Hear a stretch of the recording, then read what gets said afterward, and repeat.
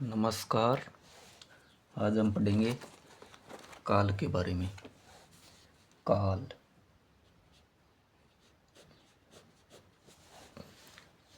सबसे पहले काल की परिभाषा व्याकरण में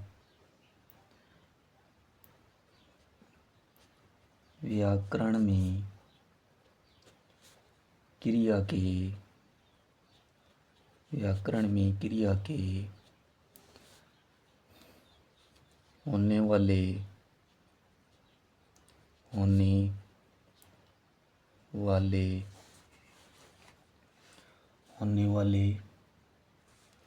समय को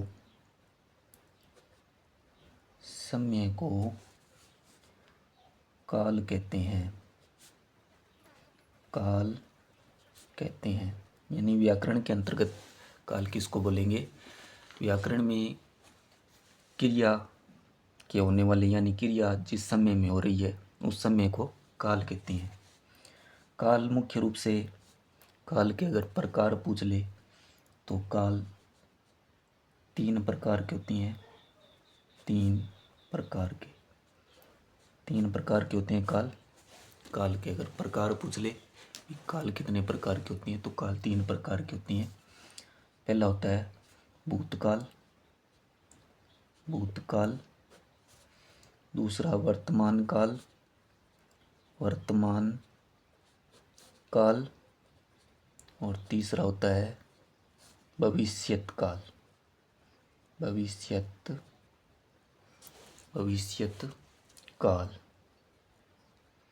काल तीन प्रकार की होती हैं, भूतकाल, वर्तमान काल और भविष्यत काल। तो पहले पढ़ते हैं अपने भूतकाल किसको बोलते हैं? वाक्य में प्रयुक्त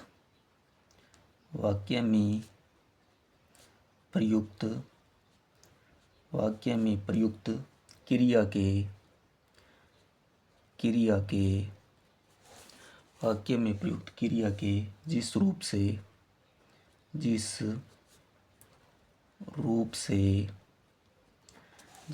से बीते समय यानी जो समय बीत चुका है, बीते समय यानी भूत में जो बीत चुका समय उसको भूत बोलते हैं। भूत में क्रिया का होना पाया जाता है।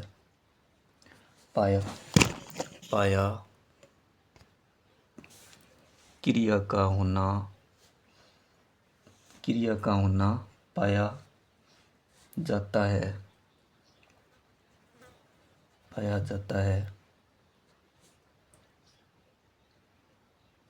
उसे भूतकाल कहते हैं। यानी जो बीते हुए समय में जो भी क्रिया हो रही है वो भूतकाल में आएगी। अब भूतकाल के प्रकार पूछ लें भी, भूतकाल के कितने प्रकार होती हैं? तो भूतकाल के प्रकार होती हैं 6। यानी भूतकाल की 6 उपभेद होती हैं। 6 होती हैं। भूतकाल के प्रकार या उपभेद पूछ ले तो 6 होती हैं। तो 6 पहला उपभेद है इसका सामान्य भूत।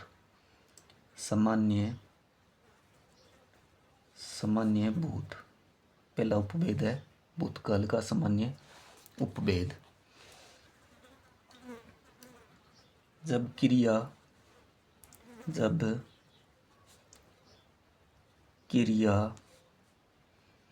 के व्यापार की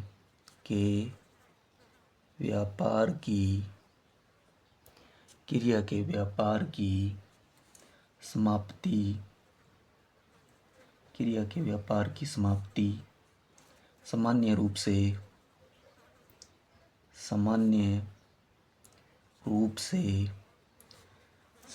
से बीते हुए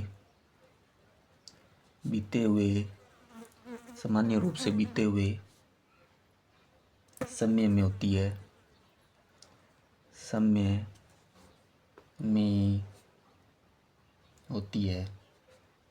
सामान्य रूप से बीते हुए समय में होती है। किंतु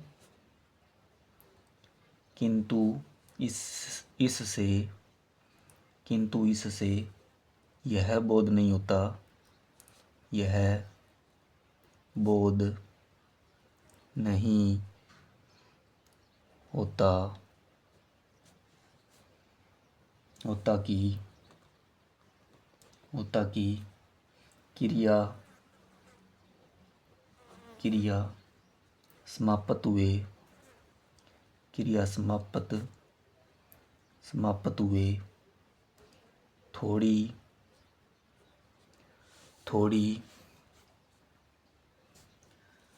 देर हुई है या थोड़ी देर हुई है या अधिक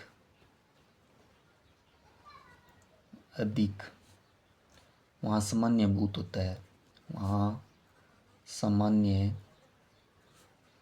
भूत होता है।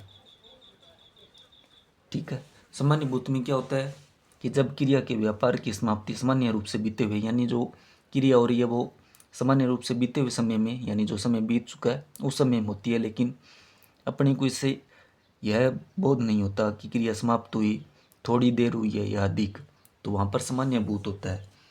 जैसे उदाहरण के लिए रवीना घर गई, रवीना घर गई। अब रवीना घर तो गई है, लेकिन अपने को इससे ये बोध नहीं हो रहा कि अभी गई है, बहुत पहले गई है, तो ये सामान्य भूत है। जैसे राहुल ने पुस्तक पढ़ी।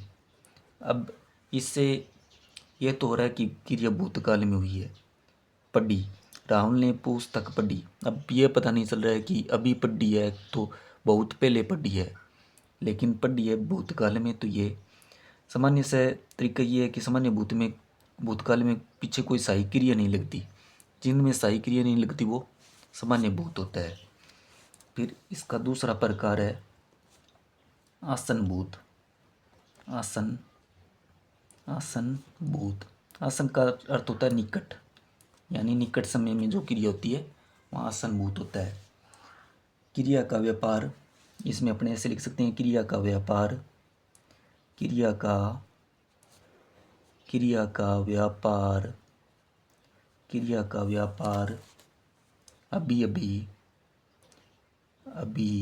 अभी कुछ समय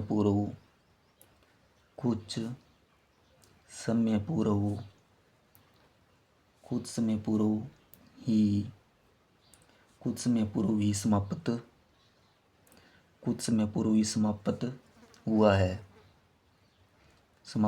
है। यानी आसन भूत में क्रिया का व्यापार अभी थोड़ी देर पहले ही, कुछ समय पूर्व ही समाप्त हुआ है, वहाँ आसन भूत होता है।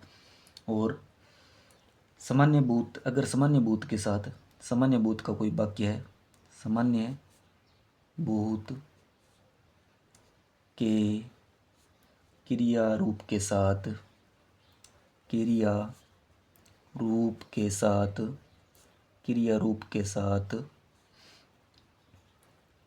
हैं के योग से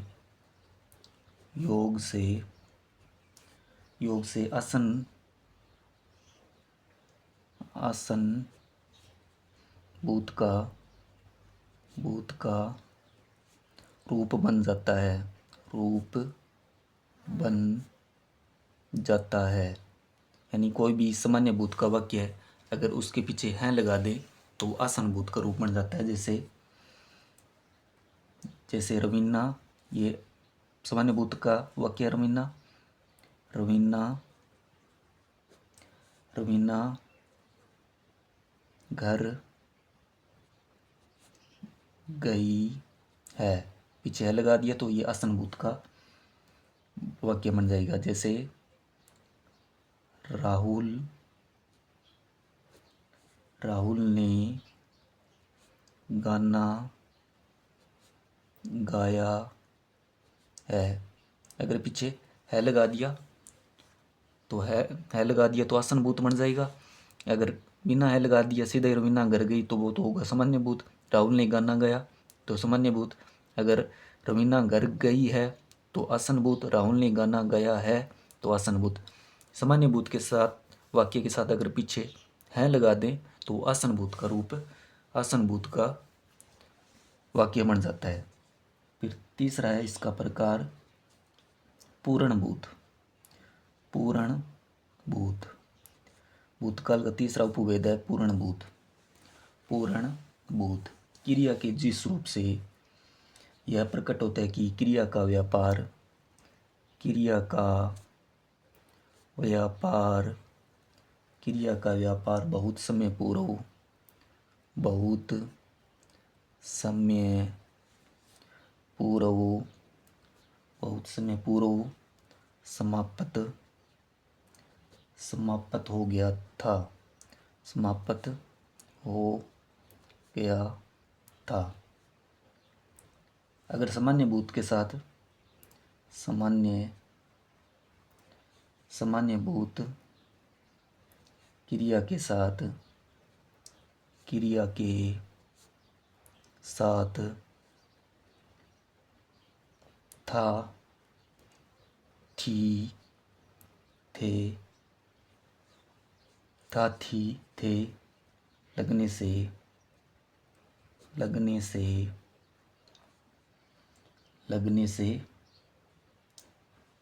पूर्ण भूत बन जाता है। बन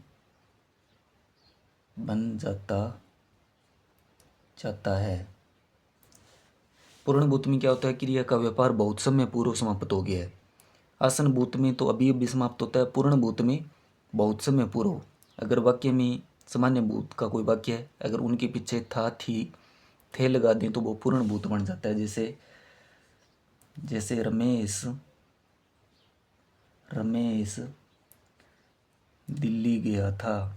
रमेश दिल्ली गया था। सीता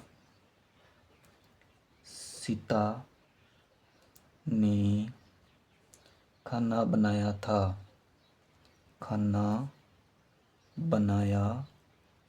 था। तो ये पूर्ण भूत के वाक्य बन जाएंगे। सामान्य भूत में कोई भी सहायक क्रिया नहीं होती है और आसन भूत में है का प्रयोग किया जाता है सहायक क्रिया के रूप में। पूर्ण भूत में था थी का प्रयोग किया जाता है तो वो पूर्ण भूत बन जाता है। फिर चौथा प्रकार है इसका अपूर्ण भूत। अपूर्ण भूत क्रिया के जिस रूप से है ज्ञात हो कि उसका व्यापार भूतकाल में अपूर्ण रहा, यानी भूतकाल में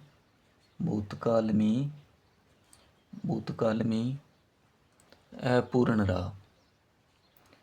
भूतकाल में अपूर्ण रहा यानी अपने ऐसे भी लिख सकते हैं निरंतर चल रहा था तथा उसकी समाप्ति का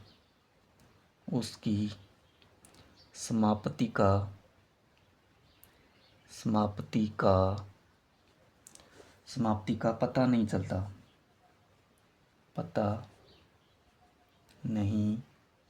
चलता।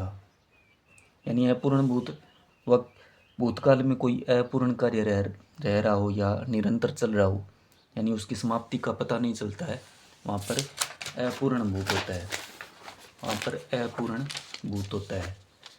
अब इसकी सहायक क्रिया की बात करें भी, इसमें सहायक क्रिया कौन सी आएगी? सहायक क्रिया यानी इसमें क्रिया के साथ रहा था,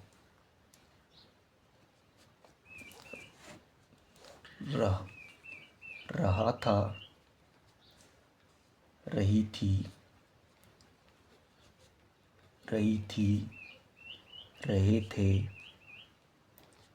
रहे थे, या आ सकता है ता था, ता था, ती ती थे, ते थे। यानी वाक्य के अंत में सहायक क्रिया के रूप में रहा था, रही थी, रहे थे, ता था, ती थी, ती थे, ते थे। अगर इस प्रकार के सहायक आ जाए तो वो अपूर्ण भूत होगा। जैसे वर्षा, वर्षा गाना गा रही थी, वर्षा गाना गा रही थी, रही थी, रही थी आ रहा है तो अपूर्ण भूत है। जैसे अशोक, अशोक पुस्तक, पुस्तक पढ़ता था, पढ़ता था, था आ गया तो अपूर्ण भूत है, अपूर्ण भूत है। अब इसका पांचवा प्रकार भूतकाल का संदिग्ध भूत, संदिग्ध, संदिग्ध, संदिग्ध भूत। पांचवा प्रकार है संदिग्ध भूत। यानी क्रिया के जिस रूप से उसके कार्य व्यापार के विषय में संदेह प्रकट हो, यानी क्रिया के कार्य व्यापार में, कार्य व्यापार होने के विषय, होने के विषय में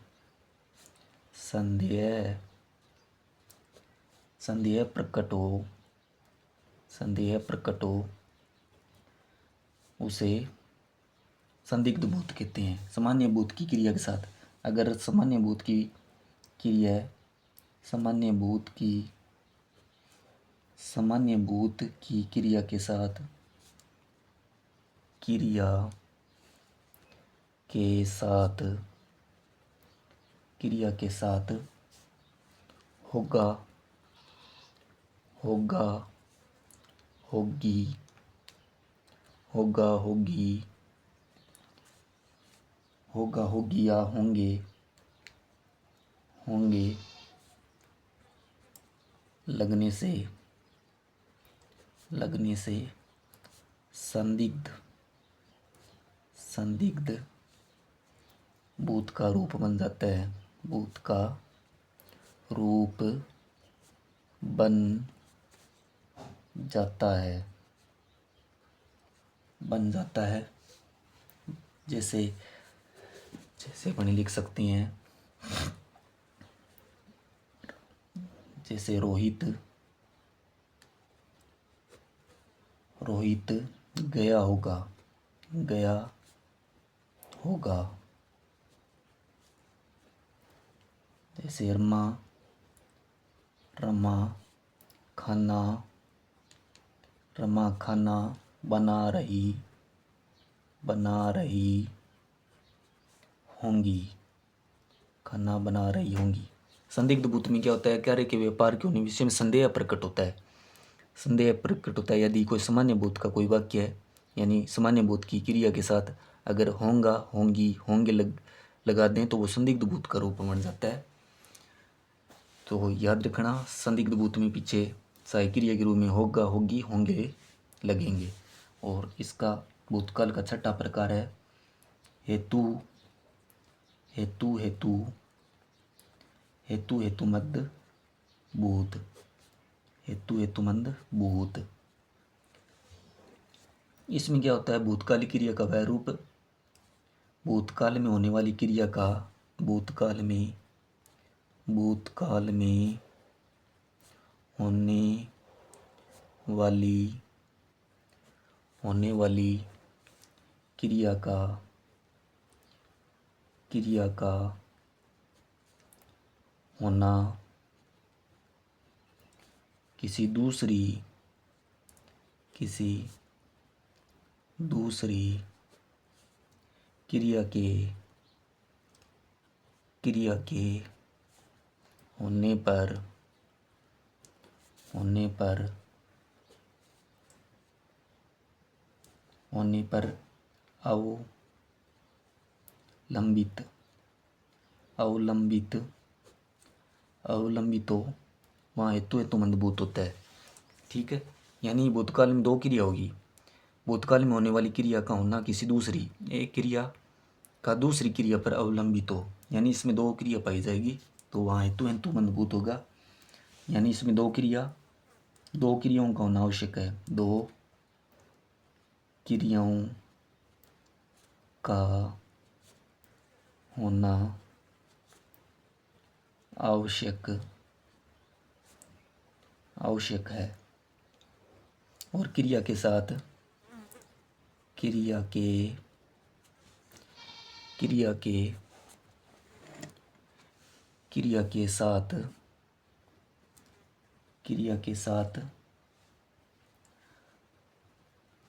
ता ती ते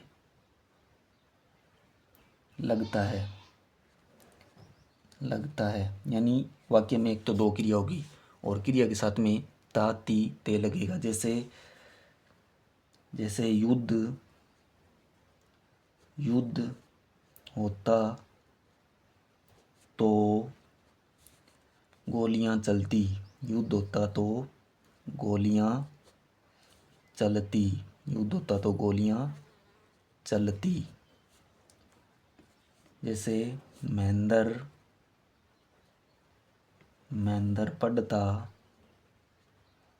पढ़ता तो उत्तीर्ण होता। यानी इसमें दो क्रिया है और एक क्रिया दूसरी क्रिया और अवलंबित है। यानी दूसरी क्रिया कब होगी? अगर पहली क्रिया पूर्ण होगी। युद्ध होता तो गोलियां चलती, युद्ध होता तो चलती, महेंद्र पढ़ता तो उत्तीर्ण होता। यानी दो क्रिया है और बीच में ता तो ती आ रही हैं। तो वो कौन सा रूप है? ये भूतकाल का छठा रूप है हेतु हेतुमंद भूत।